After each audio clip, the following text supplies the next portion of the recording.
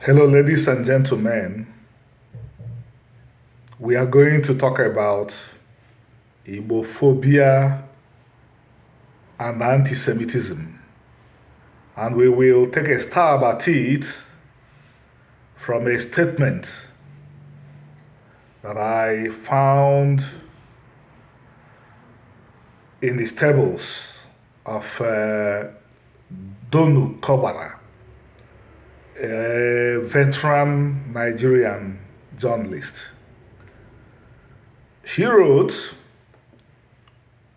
Fulanese have a far from perfect reputation, but nobody runs around shrilly informing the world that Fulanese must never run Nigeria.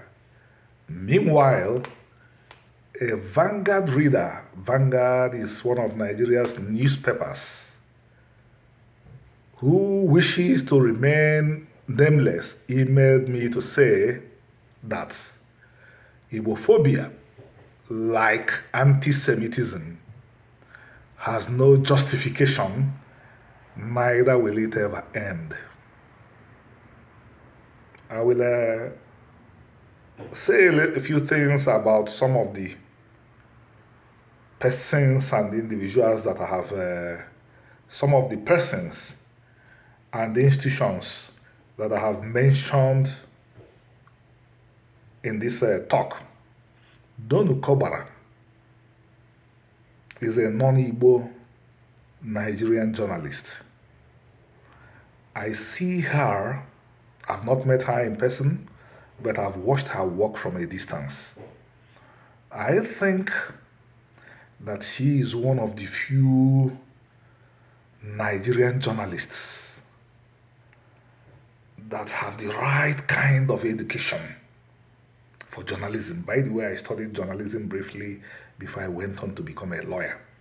And I have lived outside Nigeria for a few years. And I have had the privilege of looking at Nigerian education from a distance.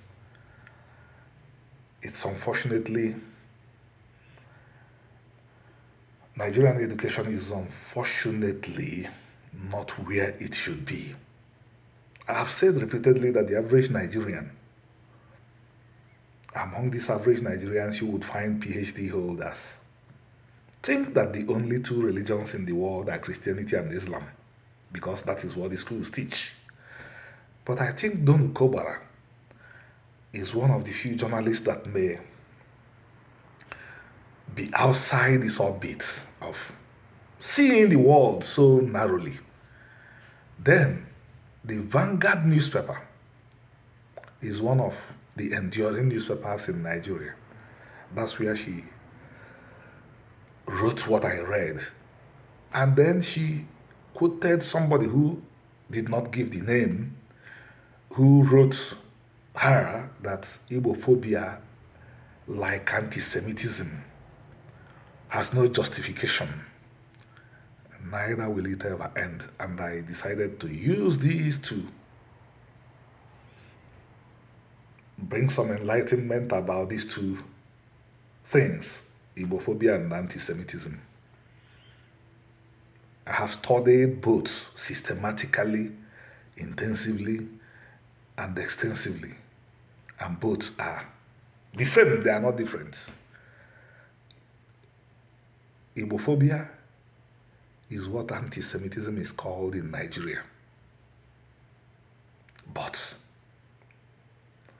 only very few of the victims, the Igbo people, have made this connection because at present,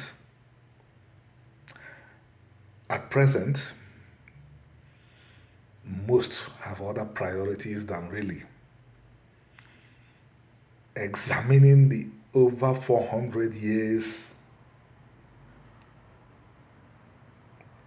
information that has been in writing for over 400 years, that they have a connection to the people, that anti-Semitism has formed part of their identity. I mean, the Jewish people. It has been in written documents that the Igbo people have a connection to the people of Israel. James Ogilvy, the Queen's cartographer, in 1670 wrote, we met some people, or some explorers met some people in what you would call Igbo land today, who boasted that they were seed of Abraham. And life happens, colonialism happened. Since then, Igbos have the identities black, African, which, by the way, all my four grandparents never used. My grandparents on all sides never knew that they were black or African. These identities have been foisted on the contemporary Igbo.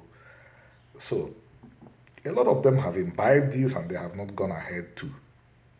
Ask why some people in the Igbo land said in 1670 that they were boasted that they were seed of Abraham.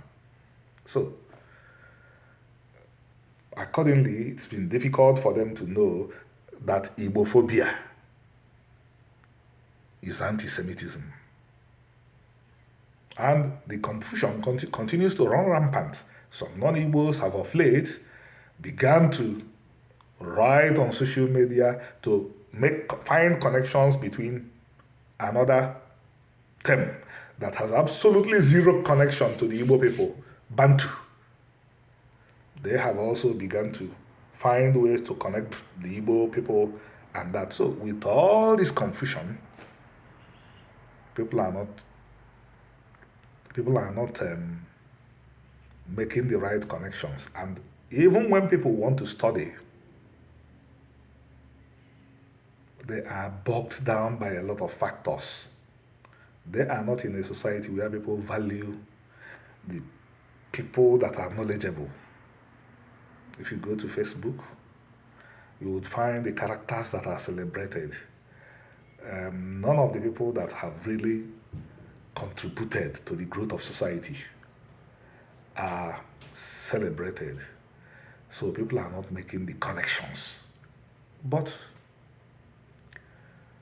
why do we do some work sometimes? We work for the future.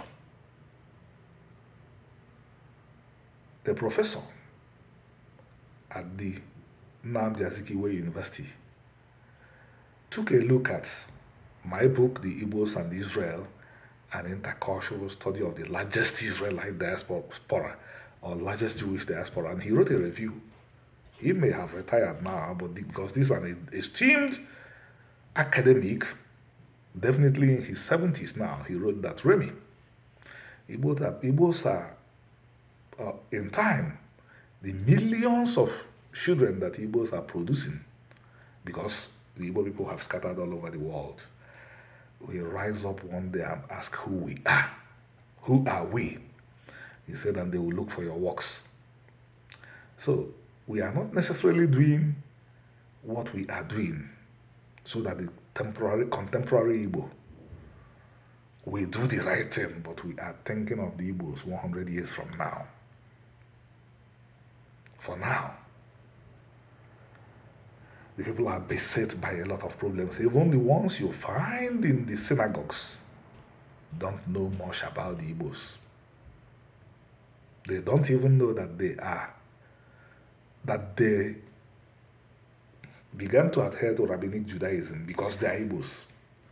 I repeat what I said, even the ones you find in the synagogues of the Igbos don't know that what took them out of Christianity and into Judaism is the Igbo culture and history. They don't know that. Because you need a psychologist or a psychoanalyst to tell you what is happening to the people sometimes. But I don't think we need to get into all that now. We have made the right points. About the land, where Igbophobia, where anti-Semitism is called Igbophobia. Shalom, thank you.